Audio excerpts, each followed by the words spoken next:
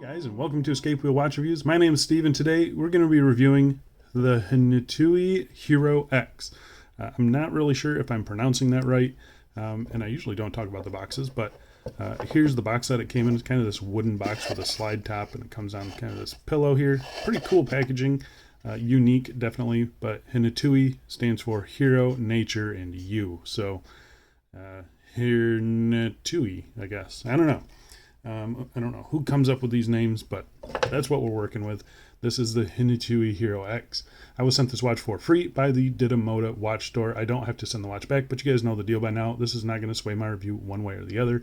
And if by the end of this review you want to pick one of these up, I'll be leaving their link down below in the video description. Go check them out. They do have some special thing going on today, at least starting today, April 22nd, 2023. It's supposed to be a customized Hero X, I guess. I'm not really sure. They didn't give me much information other than that. So go check it out and and see what they have going on. The current retail price for this watch is $199 US. That's before any sales, taxes, or coupons. I have seen this watch in the $130 price range, so keep that in mind. There seems to be a $20 or 20% off code currently. And maybe they'll have something for this Earth Day as well. So lots to consider when you're talking about the price on this thing. As for the color options, I'll post up the other color options here. You have some pretty nice ones. The blue is a silver case, and this orange and green is a black case. So just keep that in mind. The watch case is made of 316L stainless steel. It has a sapphire crystal, a screw-down crown, screw-down case back, 50 meters of claimed water resistance, and the watch is powered by the Seagull ST2502JK automatic movement. So most of you guys know me. This is not my style of watch. It's not something that I would pick up personally and wear myself, but I know there's a lot of people out there who do really like this look. Surprisingly, I was not expecting much from this watch, but it is pretty good. So I say we get into the full review. But before we do, doing a quick wrist check today, wearing my San Martin SN0107G. This one will be coming up on the channel very soon. Now let's get to the dimensions. A diameter of 44.2 millimeters, 13.4 millimeters thick, 22 millimeter lug width, and lug tip to lug tip of 53.5. And on the supplied strap, weighs about 112 grams. So, it's a big watch. 53 lug to lug, 44 from side to side. It's a big watch, but I will say it wears pretty good. The thickness, I think, is very nicely in proportion with the size of it. You get some decent turn down to the lug tips here, and everything, it actually wears very comfortable for being such a big watch. I didn't have any problems with comfort on it. So pretty happy with the way this thing wears. So I'm going to go outside right now and throw it on my wrist for you. And here we are on my 7.5 inch wrist, and as you can see, I can pull it off, but it is very large. And if you like the look, it works fine. I get it's very comfortable. I'll give it that. The strap is, we'll talk about the strap a little bit later. But it's really not that bad. I think it can be pulled off if this is the look you're going for. And here we are in some direct sunlight, and you can see that AR coating on the crystal is very effective. Keeps the dial as legible as it can be with this style of watch. But I'm pretty happy with the AR coating on it. Just the overall look of this thing with the matte and the polish, it's actually pretty cool.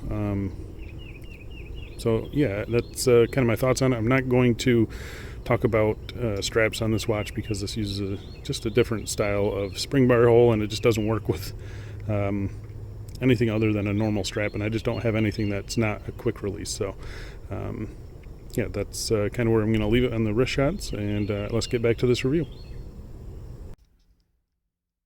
Let's talk about the case finishing on this thing. And case finishing is actually pretty decent.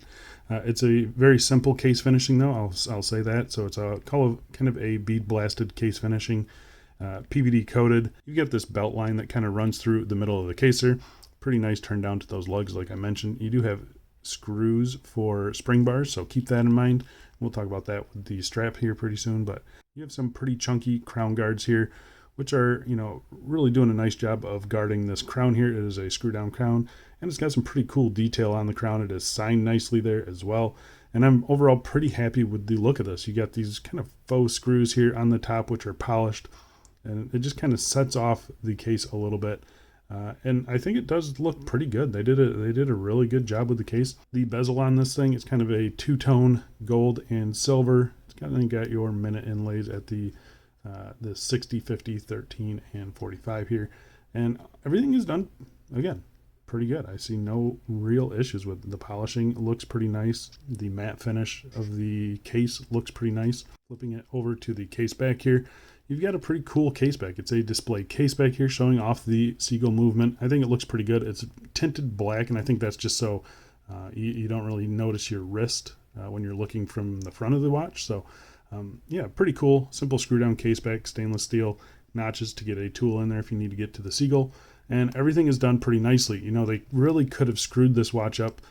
It's a very angular watch, and if they didn't take the time to kind of round all of these edges here, this would be a very sharp watch and a very uncomfortable watch. But you know, they did. They took the time. They rounded off everything. It's a very comfortable watch, and I'm quite happy with the comfort of it and the overall finish of it.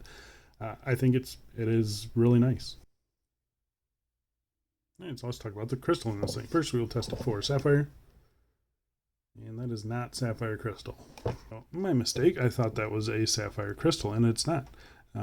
It is a mineral crystal. It is a actual really nice piece of mineral crystal. You can see here, it doesn't stick up above the bezel or anything like that. It's just a dead flat piece of mineral crystal, and it's got plenty of blue AR coating. It is a very nice crystal. I kind of wish they would just use sapphire in this thing. It's kind of a sporty watch, and I think it deserves sapphire, especially at this price point. But it is a nice crystal, very clear, very legible as a dial like this can be, because of that crystal. It's a good one. Yeah, surprisingly good, but surprisingly it was not sapphire. So yeah, a little bit of a knock there. And let's talk about the dial on this thing. So the dial is kind of 3 layers. So you have your bottom layer, which is your mechanical aspects of the watch. And then you have your second layer, which is the X and the square, your branding, and the water resistance there. Everything is done pretty nicely there. And then the third layer is the outer ring with your minute track or hour track on it. And it's a very unique setup, as you can see here. It's asymmetrical. You have kind of a 5, 10, 15 minute counter here. And then you got your big hours at 12, 4, and 8. Little kind of grooves here to symbolize all your other hour markers. It's really, this is one of the more legible and readable skeleton watches that I've seen. Helped out a lot by the handset that they chose. It's nice, big, and bright and white handset. So you can pick it up pretty much instantly. I've got no problems with that. Got a really cool paddle second hand here with the orange tip on it, sweeping around nicely. I think the hands could be a little bit bigger and a little bit longer, but it really doesn't bother me too much. Those hands, they are loomed. I'm not going to post up a loom shot. The loom is not good at all. It's just the hands. The dial is not loomed, so just keep that in mind. But yeah, I think the dial is actually pretty cool. I think they could have done a little bit more with the loom, and I think it would look a lot better. Like if they used orange loom on this thing and loomed the dial, it would be pretty cool in my opinion. But they didn't, and it's just kind of a dark blue with orange raised numerals here. And if you look at the 12 o'clock here, you got a little piece of fluff on the bottom side of the crystal.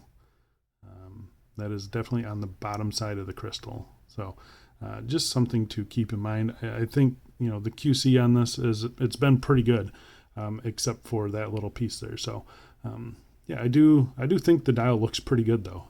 It's very interesting. Obviously the star of the show is, being able to see the movement through the dial there. And I think it's a pretty nice movement. It's definitely not finished fantastic, but at this price point, you're really in it just for the looks of the gearing and all that stuff. So, yeah, I think it does look pretty cool. And speaking of the movement, let's talk about it. So the movement is the Seagull ST2502JK automatic. Here's how mine is running, and you just can't complain about that. This thing is running excellent. They say they test the movements 3 times, and yeah, it shows. So it sounds like they're regulating these movements. I definitely wouldn't doubt that, seeing how this one is running. So I'm very happy with that. The movement is operated by this 3 o'clock screw down crown. Nice, big, grippy crown. Yeah, no issues with that. The screw in and screw out action are very satisfying. You get a nice pop out of the movement there as well. First position, hand winds it. You can see some of the gears working right here at the 2 o'clock position.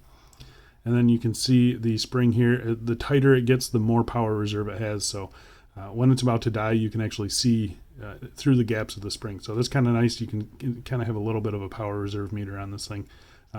Pull it out to the second position. This hacks your movement, so there's no date or anything like that either. Everything functions just as you would expect it to. Nice and solid feedback. The crown is nice and solid as well. Maybe a little bit of wobble, but not an issue in my opinion. Pressing it in, it engages the second hand again. No jumping of the minute hands. I've got no issues with the movement. It's been running perfectly fine for me. It's hand winding, hackable, 21,600 beats per hour, so 6 ticks of the second hand every second. 42 hours of power reserve, and the rotor is bi-directional winding, so you don't get it spinning on your wrist, which is nice to see as well. So overall, I am very happy with the movement. I've got no issues with it. All right, so let's talk about the strap on this thing. So the strap on this is kind of an interesting story. So it is 22 millimeters at the lugs. It flares out to 24 millimeters and then tapers back down to 20 millimeters. It's got a black PVD coated buckle here. It's nice and solid, no issues with it. It's not anything fancy, but it's not uncomfortable, and it works fine. One floating keeper, one stationary keeper. It's got a really interesting kind of padded look to it. It's definitely not a real leather strap. It says genuine leather, so I mean, I guess it could be real leather, but it just doesn't feel like it. Doesn't really smell like it. It doesn't really look like it when you get up close to it. It looks a little plasticky, but I will say it is somewhat comfortable. It conformed to my wrist pretty nicely right off the bat, and if you're going to wear this more often, I think it's going to wear in even better and break in even better, and it's going to be fine. And that's good because the lug system on this thing, it uses screws here, so it's a double-sided screw. I'm going to pop up a shot right here real quick, and you can see how it is. So you kind of have to use these things. The holes in the case are too big for a normal spring bar, and so you're not going to be able to use a quick release in here without it rattling around. It just doesn't instill any confidence in me. So if you do have 22 millimeter straps, they need to be non-quick release, and then you can use it. But you can't use any quick release, which most straps are now. So yeah, just something to keep in mind. You're probably going to have to get used to this strap. If you don't like it, you can swap it out, which is nice, but it's just not as simple or straightforward as it is with typical watches. So there you go, guys. That is the Hnatuy Hero X, or however you say it. I don't know.